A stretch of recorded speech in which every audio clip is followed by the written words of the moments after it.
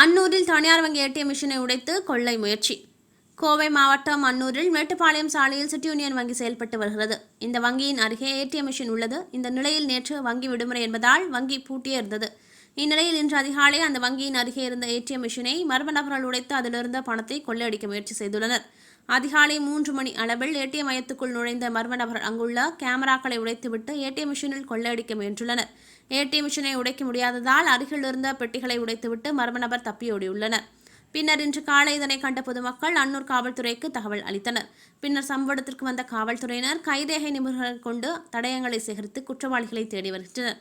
வங்கியுடன் செயல்பட்டு வந்த ஏடிஎம்மில் இரவு நேர காவலாளி தூங்கிய நிலையில் இக்கொள்ளை முயற்சி நடைபெற்றதாக போலீசார் தகவல்.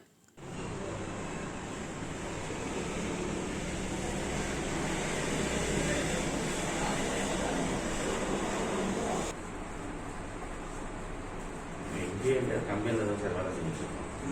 இங்கே தான் இருப்பான், போயிருக்க மாட்டான். அந்த அளவுக்கு விஷயம் தெரியாத ஆள் தான். இவன் இங்கே தான் இருப்பான் சார். ஒரு சுற்றி அப்படி தேவைதான் சார்.